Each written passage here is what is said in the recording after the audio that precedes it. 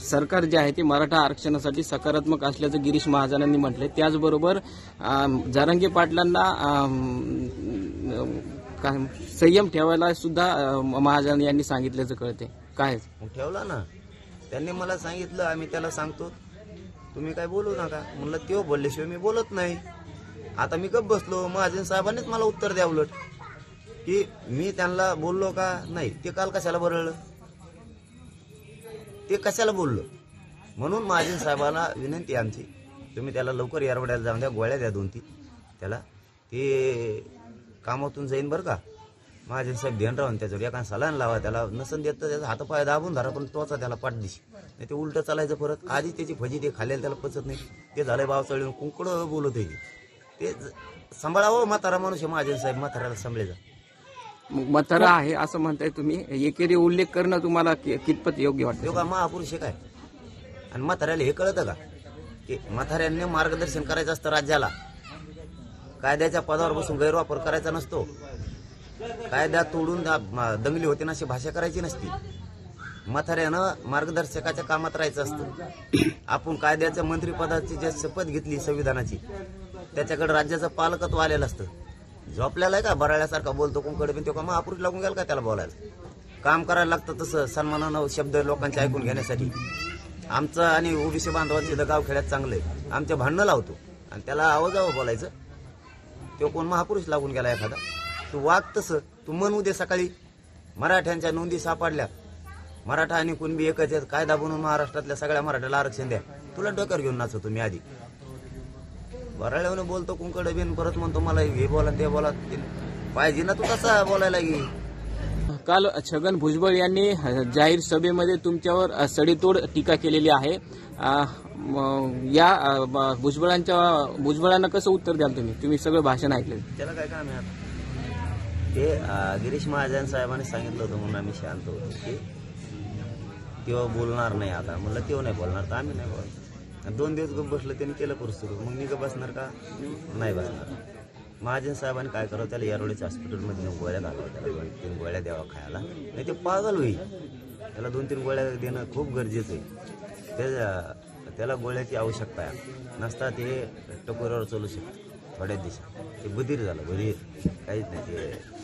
त्याला ऐकीचं सुद्धा नाही राहिलं उत्तर द्यायचं. काल भुजबळांची जी भाषा होती ती दारुड्या वगैरे अशा शब्दांचा त्यांनी गंभीर स्वरूपाचा प्रयोग केलेला आहे. काय वाटतं तुम्हाला, एका मंत्रीच्या पदावर बसलेल्या व्यक्तीकडून अशा वक्तव्य केले जाते? नाही ते अपघातानं झालेले, असले मंत्री नसते. गोरगरिबांच्या जातींच्या गोरगरिबांचा उपयोग स्वतःच्या स्वार्थासाठी करायचा, नेता म्हणून मिरवायचं आणि गोरगरीब ओबीसी बांधवांचा वापर करायचा आणि स्वतःचा राजकीय स्वार्थ साधायचा, असा माणूस आहे.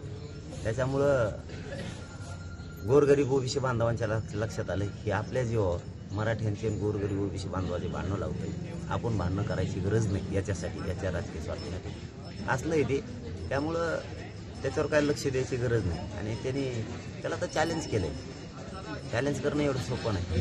आणि त्याला चॅलेंज केलं ना, आता पुन्हा करतो. जन्माल्यापासून आत्तापर्यंत मी इथं बसलो तिथपर्यंत माझी नार्को टेस्ट करा. जर थेंब जरी दारूचा निघाला ना, थेंब, तरी मी जिवंत समाधी घेईन. नसतात त्याने घ्यायची, जिवंत समाधी त्याने घ्यायची. आपण बघतो की ओबीसी सुद्धा आंदोलन करताय, मात्र कोणताही आमदार किंवा कोणताही मराठा लोकप्रतिनिधी केंद्राकडे प्रस्ताव टाका अशी मागणी करत नाही. तुम्हाला काय वाटतं या आमदारांची भूमिकेवर? तुम्हाला काय वाटतं? नाही, केंद्राकडे आपली मागणीच नाही. कारण आपण वरचं आरक्षण मागतच नाही. वरचं आरक्षण आपण मागत नाही. वरचं आरक्षण मागत नाही, ते टिकतही नाही आणि टिकणारही नाही, टिकणार पण नाही. त्यामुळे आम्ही ते मागत नाहीत. आमच्या नोंदी इथं सापडल्यात. आम्ही ओबीसी आरक्षण आहे, आम्हाला ओबीसीतच पाहिजे. त्यामुळे तिकडे बोलणं उपयोग नाही. आणि आम्हाला माहिती कोणचा आमदार मताची बेरीज करून बोलतोय आणि कोण स्पष्ट मराठ्यांच्या लेकराचं कल्याण व्हावं म्हणून बोलतोय. याच्याकडे मराठ्यांचं बारकाईने लक्ष. त्यांना वाटत असत मी बोललो, भाषण केलं, मराठी आता खुश होते की बोलला. तसं बोलणं नाही पाहिजे आम्हाला. मराठ्यांच्या लेकरांसाठी कायदाच पारित झाला पाहिजे, हे बोलणं आम्हाला पाहिजे. तेच आता मराठ्याचं, त्याच्याकडेच मराठी लक्ष ठेवणार. नसता मराठ्या दारात आल्यानंतर मराठे तुम्हाला 100% प्रश्न कसे विचारतात बघा. आज नागपूर अधिवेशनामध्ये मुख्यमंत्री जे आहे ते मराठा आरक्षणाविषयी जी आहे ती भूमिका स्पष्ट करणार आहेत. नेमकं तुम्हाला आता या सगळ्या याच्यावर नेमकं काय वाटतं? आता दिवस पण संपत आलेत, मुदत पण संपत आली. त्यांनी जे मंत्री महोदय पाठवले होते मुख्यमंत्री साहेबांना, देवेंद्र फडणवीस साहेबांना सुद्धा 2 पाठवले होते, अजितदादांनी सुद्धा 2 पाठवले होते. त्यांचे आलेले मंत्रिमंडळ प्रतिनिधी, मंत्री, तज्ज्ञ, काही आमदार, त्यांचं जे शिष्टमंडळ मोठं आलं होतं, त्यांनी जे लिहून घेतलंय म्हणजे आम्ही दिलेलं नाही, त्यांच्याच तज्ज्ञांनी लिहून घेतलं की हे कायद्यात बसतं.